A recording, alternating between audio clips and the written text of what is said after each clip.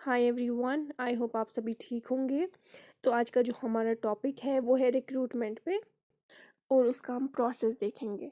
तो चलिए स्टार्ट करते हैं रिक्रूटमेंट के साथ। Recruitment is a process of finding and attracting the potential resources for filling up the vacant positions in an organization.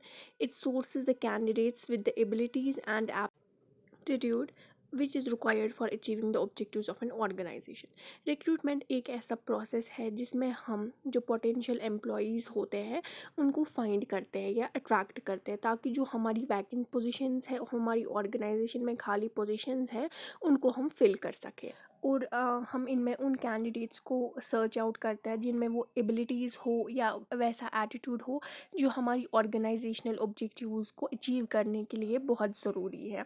तो चलिए इसका प्रोसेस देखते हैं। प्रोसेस क्या है? पहले ही recruitment process, the process of identifying the job vacancy. इसमें पहले हम इसमें देखा जाता है कि हमारी ऑर्गेनाइजेशन में जॉब कौन सी जॉब वैकेंट है और फिर उसी जॉब को एनालाइज करते हैं। फिर हम देखते हैं इस जॉब की रिक्वायरमेंट क्या है और फिर एप्लीकेशंस को रिव्यू किया जाता है। फिर उन एप्लीकेशंस की स्क्रीनिंग होती है और फिर शॉर्ट लिस्टिंग कैंडिडेट्स को शॉर्ट लिस्ट किया जाता है और फिर राइट कैंडिडेट को सिलेक्ट किया जाता है। वो हम एक एक करके प्रोसेस ऑफ रिक्रूटमेंट में पढ़ेंगे। तो चलिए पहला स्टेप जो है वो है प्लानिंग का। The first step involve in the recruitment process is planning. पहले प्लानिंग होती है रिक्रूटमेंट में। Here planning involves to draft a comprehensive job specification for the vacant position. इसमें जो जॉब की रिक्वायरमेंट्स है उनको देखा जाता है और हम इसमें ये देखते हैं कि पे क्या रहेगी एक कैंडिडेट के लिए, कौन सी लेवल का जॉब है, कितना एक्सपीरियंस चाहिए जॉब को फिल करने के लिए, एंड वेदर जो ये जॉब है टेम्परेरी है, परमानेंट है, और या कोई भी कंडीशन जो होगी वो हम इस प्लानिंग वाले स्टेप में इंक्लूड कर देंगे। दूसरा आता है स्ट्रैटेजी डेवलपमेंट।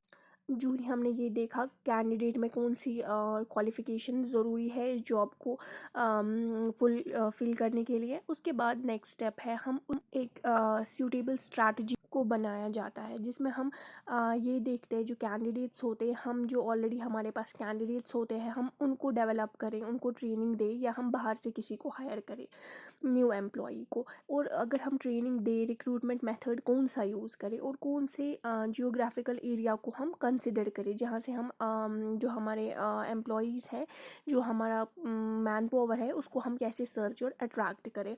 और ऐसी बहुत सारी चीज़ें देखी जाती है इसमें। And third step is searching. अब आती है सर्चिंग की बारी। This step involves attracting job seekers to the organisation. They are broadly two sources used to attract candidates. अब हमें देखना है कि हम कैसे जॉब सीकर्स को अट्रैक्ट करें, हम कहाँ से इनको ढूंढें, मतलब जो हमें हायर करने हैं जो एम्प्लॉयज़, हम कैंडिडेट्स को ढूंढें कहाँ से। तो उसके दो सोर्सेज होते हैं, internal source and external source. वो हम आगे पढ़ेंगे दूसरी वीडियो में वरना वीडियो लंबी हो जाएगी। वैसे मैं आपको बता देती हूँ इंटरनल सोर्सेज वो सोर्सेज होते हैं जहाँ पर हम कैंडिडेट्स को विद इन द ऑर्गेनाइजेशन ढूंढते हैं। और एक्सटर्नल सोर्सेज वो होते हैं जैसे ऑर्गेनाइजेशन के बाहर हम किसी को ढूंढते हैं। वो हम देखेंगे कैसे कैसे ढूंढते हैं, वो नेक्स्ट वीडियो में हम पढ़ेंगे। And the next step is screening. Though some view screening as the starting point of selection, we have considered it as an integral part of recruitment. The reason being the selection process started only after the application have been screened and shortlisted. Let it be exemplified with the example. तो कुछ का ये मानना है screening को हम starting point of selection कहते हैं, लेकिन हम यहाँ पे हम इसको कंसिडर करते हैं कि इंटीग्रल पार्ट ऑफ रिक्रूटमेंट। हम देखते हैं यहाँ पे हम स्क्रीनिंग में करते क्या है।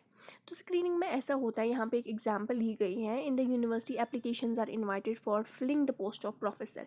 यहाँ पे एप्लीकेशन दी गई है जहाँ पे कैंडिडेट्स को इन्वाइट किया गया है जो हमारी यहाँ पे एक प्रोफेसर का पोस्ट है उसको फिल करने के लिए। अब बहुत सारे कैंडिडेट्स ने इस जॉब के लिए अप्लाई किया, लेकिन हम उनकी एप्लीकेशंस की स्क्रीनिंग करेंगे जो कैंडिडेट्स इस जॉब के लिए सूटेबल हो। उनकी एलिजिबिलिटी देखेंगे, उनका एक्सपीरियंस देखेंगे जो इस जॉब के लिए रिक्वायर्ड है।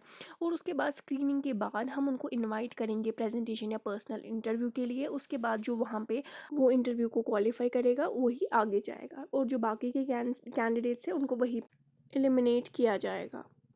And the fifth step is evaluation and control. यहाँ पे जो कॉस्ट्स लगे हुए होते हैं रिक्रूटमेंट प्रोसेस के लिए उनको इवैल्यूएट किया जाता है और उनको कंट्रोल किया जाता है। देयरफॉर इट्स इम्परेटिव, ये बहुत इंपॉर्टेंट स्टेप है रिक्रूटमेंट के प्रोसेस में।